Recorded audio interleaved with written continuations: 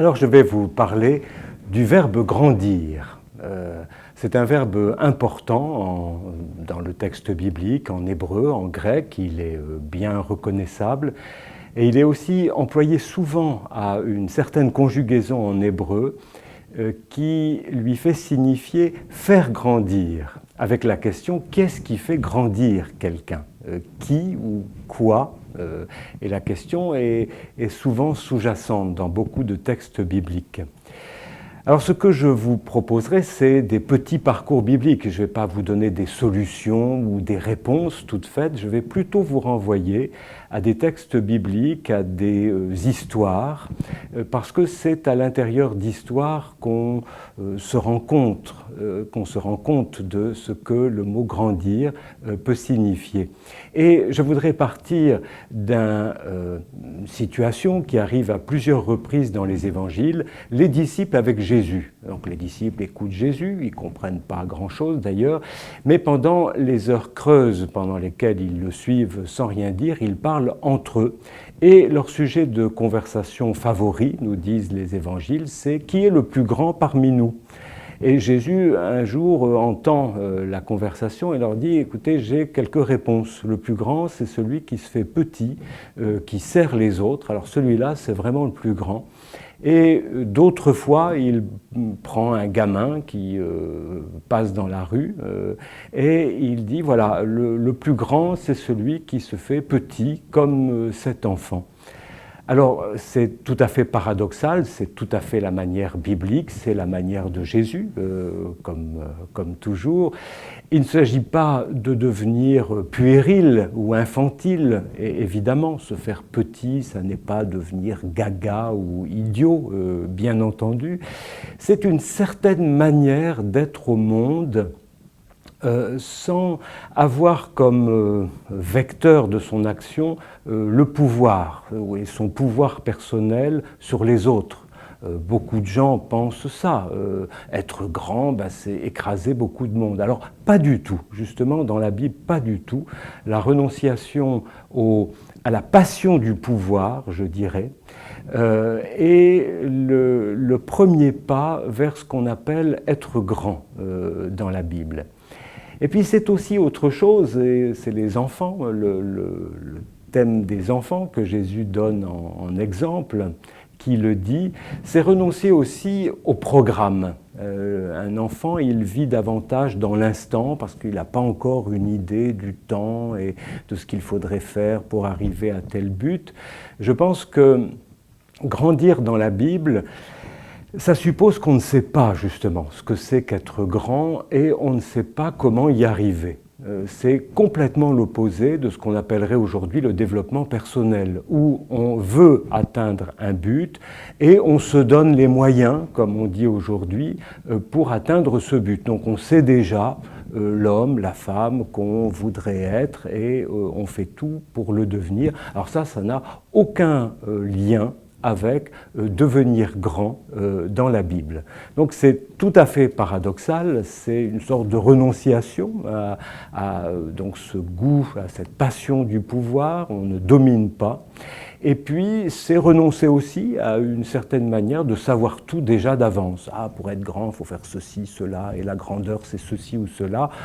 Si vous lisez la deuxième page de la Bible, Genèse 2, on vous dit qu'il faut commencer par ne pas manger le fruit de la connaissance du bien et du mal. Si tu sais déjà ce qui est bien, mal et ce qu'il faut faire avant de commencer, c'est fichu d'avance. Donc, c'est plutôt une certaine manière d'être en interrogation, et puis de voir un peu ce qui se passe. Et c'est là que la Bible entre en jeu avec toutes ces histoires. Je voudrais vous citer un personnage que j'aime beaucoup, et notamment dans ses premières années, c'est David, celui qui va devenir le roi Messie d'Israël. David, c'est un personnage intéressant parce que le terme qui le qualifie dans les premiers chapitres où il apparaît, c'est petit. On l'appelle le petit, bon, parce que c'est le dernier de sa fratrie, peut-être qu'il est plus petit que les autres, on ne sait pas. En tout cas, c'est le terme attitré pour désigner David. Et quand il apparaît pour la première fois publiquement, c'est quand Goliath, le géant, un grand chef, enfin, ou champion des Philistins, vient mettre au défi les troupes d'Israël. Tous les hommes d'Israël ont très peur. Et puis David arrive pour apporter de la nourriture à ses grands frères, et on souligne grands frères dans le texte, 1 Samuel 17. Et puis, tous ceux qui parlent à David refusent d'employer le terme « homme » pour parler à David. Eux-mêmes s'intitulent, tous les hommes s'intitulent « homme d'Israël » ou « homme de guerre ». Mais pour David, on lui dit « mais tu n'es qu'un adolescent, tu es un jeune, tu es un petit ». Or, David, vous connaissez l'histoire, c'est le seul qui va prendre sur lui de combattre Goliath, ça va se faire d'ailleurs en 3 coups de cuillère à peau, si j'ose dire, et qui va entraîner Israël dans une grande victoire contre les Philistins qui oppressaient Israël. Et la victoire du petit qui est grand, mais pas du tout comme on s'y attendait. Et c'est une histoire qui mérite d'être pensée, d'être réfléchie, parce qu'elle nous fait entrer dans tout un registre. Jésus, fils de David, le Messie d'Israël, il se situe dans un héritage qui vient de loin. Et David nous dit quand même quelques petites choses sur comment il fait.